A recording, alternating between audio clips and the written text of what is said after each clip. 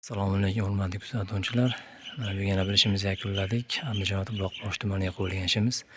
Akfa Alumin Antrazi G306 ga Aldox seriyaga 2 qavat seriya oyna qo'yib berganmiz. Teplab paket ustullarni ham alkafonda chafis qilib urib berganmiz. Hop, o'sha 8 metr joyga bo'yi 1.70 ga terasa olib berganmiz. Eshiklari ham pastgacha oyna bo'lgan. Ikki ko'zlik. O'rtadan 2 xonali eshik berganmiz. Katta Xitoyda original shkasini qo'yib berganmiz. Yoqiliklari xudo xohlasa cho'tga chiqdi. Ichlariga 25 lik Patagoniydan qo'yib berdik. Ikkita ochilish qilib berganmiz. Ochilishlarni ham portishkalari bilan bo'lgan. Ochilishlarimiz ham katta alvit ruchkalarni qo'yib berganmiz. Xudo xohlasa.